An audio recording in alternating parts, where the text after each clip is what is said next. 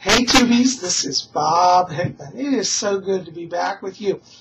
Well, you ever have one of those days where no matter what you try to do, everything goes wrong? Well, I had one of those days yesterday. I was trying to make a video for you guys about the ancient Earth Mother, and my camera died and I couldn't get it filmed. But I did get a little clip here of what I was trying to teach. So what I thought we'd do is I'm going to show you this little clip. Bear with me, it's rough. The camera cut off twice, ran out of power. I couldn't get it recharged. So anyways, you just get a little snippet. But I think what I captured is important to the rest of the video. So why don't you just pull up your chairs. We're going to watch this little clip, and then we're going to have a little discussion, okay? So come on along. Hey guys, this is Bob Hickman. It is so good to be back with you. Well, I want to say first of all, thank you to all of you who came out to my recent video on mantras. If you didn't get to see that, that's the video right before this one. Check it out. I think you'll enjoy it. Anyways, it's a beautiful, warm spring day. It's probably the first real day of spring we've had in a long time. So I'm out walking and enjoying the sights. And I came across something here that I think is very beautiful and very fascinating. Let me show it to you.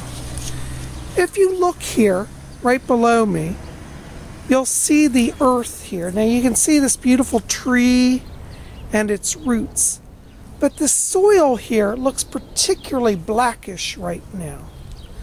And I love this because the earth is very moist, very damp, and it takes on a rich black hue. And when we think about the Earth Mother, many times she's depicted in ancient cultures as dark and black.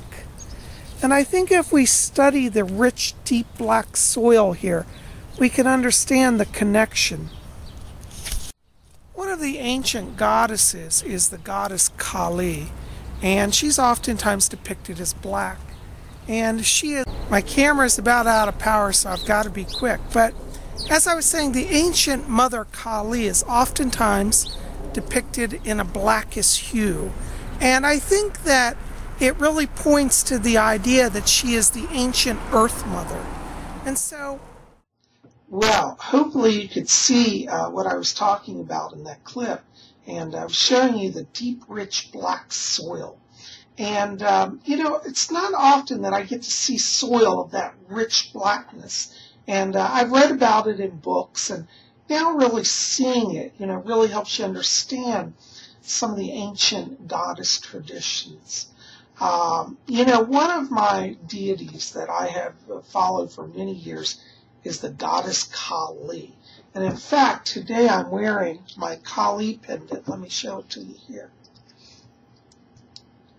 You can see this.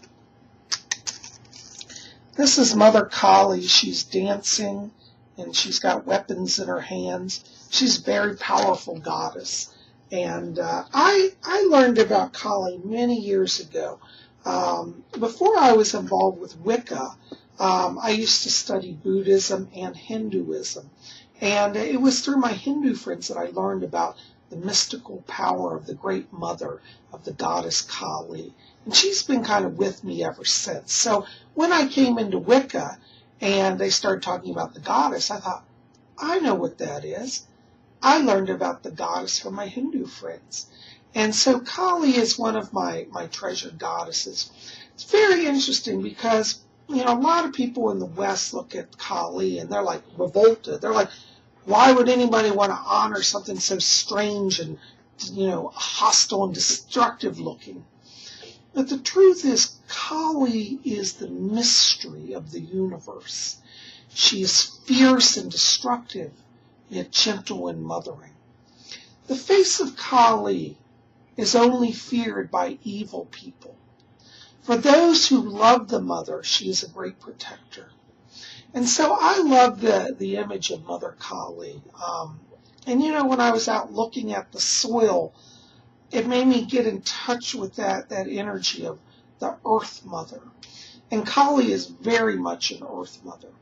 Many people say that her blackness also represents the ancient indigenous peoples of India, that some of them are the darker tribes, that she comes from them. Also, the darkness of Kali is meant to represent the dissolution of the universe when everything goes back to the void. Also, it can be the great stellar reaches of outer space. And so in this Mother Kali, we see a lot of, well, I would say universal mysteries. Anyways, I have been meditating on Kali lately, and this is a book. If you guys want to learn more about Kali, this is a book I highly recommend. It's called Kali, the Dark Goddess of Dakshineswar. And this is a picture on the front of the goddess. And you see she's done in a black form with red markings. Red is the color of, red and black, or I should say, are the colors of the goddess Kali. In India, there is a sect of Hinduism which is called the Shakta sect. And the Shakta sect worship the mother. They believe that the goddess is the creative force behind all life. And they wear on their foreheads red marks to represent their devotion to the goddess. And in fact, my pendant, which is from India, you'll notice has a lot of red. It's done with a red background. And that's because the goddess color is red. So anybody wearing this, if I were in India, they'd say, oh, you're a Shakta devotee, which is true because I love the Great Mother. But anyways, back to this book. I'm digressing here. So much on my mind. But this is a wonderful book. It's written by Elizabeth U. Harding. She's a Western lady who went to India and discovered the Great Mother. And she talks about the experience of going to the temple at Dakshineswar. Here's a beautiful picture on the inside cover of the goddess. That's what she looks like. And Kali is one of these forces. They say, until one confronts Kali, one cannot be liberated. And I think that's really a very true statement by our Hindu friends, because when we face Kali, we face the true mysteries. We face life. We face death. We face creation. We face destruction. You see? And it's in understanding that cycle and being able to embrace it that we find the mother. And when we find the mother, we come into our totality. This book does a wonderful job kind of documenting what it's like for the everyday Indian or anybody who really goes to the Kali temple. It has beautiful pictures throughout, shows like the temple and the crowds and the priests. In fact, in the back here, here's a picture of the author. You can see her sitting there with the priests of the temple. So I really, if you want to learn about the Great Mother, explore this book, Kali. Dakshineswar is a famous temple. It was built in the 1800s during Victorian times in India. And it was the home base of the famous priest Sri Ramakrishna. And Sri Ramakrishna is a Hindu saint. He was a guru, a teacher, and he taught about the Great Mother Kali. He had a very spiritual, rapturous experience where he really came to awaken to her reality. And he spent his life preaching and teaching about the Great Mother. So I'm going to encourage you to explore this book. I think that you're going to find that it helps you get a better understanding of Kali. One of the examples they use in this book, they say, well, a Westerner would look at a Kali and say, God, that's a horrible looking image. Why would anybody think that's God? But then they also point the effort. They said it could easily be turned around that a Hindu could look at a Christian ceremony such as communion. And when they say, what are you doing? And they say, we're eating the body of Christ and drinking his blood. For the uneducated Hindu, that might seem revolting. But the truth is that under each of the religions, there is something beyond the symbols, that there is a truth that is being experienced. And I think that's one of the wonderful things that this book brings out, is that the goddess isn't something we can necessarily talk about. We can talk about it, but our talks only are kind of pointing away. That to know the goddess, you have to walk the path. That's why I said yesterday I was out filming the soil, getting in touch with that Earth Mother energy. And when looking at that black soil, I could not help but be inspired to reflect on Kali. And again, there you can see her mystical black face. And in the Hindu tradition, as I said, black does not mean evil. Black means mystery. It means depth. It means the womb of all life, of creation. It's the void from which all things emanate. And so, in Kali, we find profound mystery. Anyways, guys, I just had to come here and share that with you today.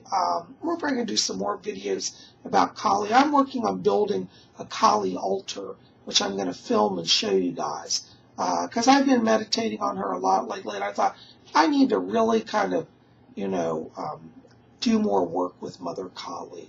I kind of let her be on the side in my pantheon, and I feel like it's time to bring her back to the center and the focus. So I encourage you to check out this book, Explore It, Kali, the Dark Goddess of Dakshineshwar, by Elizabeth U. Harding. You can find this usually on, your local bookstore or on eBay or, Amazon. But get it. It's worth the money. It's a beautiful book. I'm enjoying it. So let me ask you, how many of you, first of all, I have a few questions. Answer in the box below. How many of you ever heard of Kali? Do you know who she is? 2, have you ever worked with Kali? Maybe you know about it. What has been your experience with the great goddess? Has she spoken to your soul, and do you understand her mysteries? Well, let me clarify. I don't know if any of us really understand her mysteries, but have you begun to explore her mysteries? I think it's probably the better question. I don't know. It's something that I'm working on, and I want to share that with you guys. I think that, we can all explore this mystery of the goddess, and tell me about any of your experiences with the goddess, whether it's Kali or another goddess. I'd love to hear about that.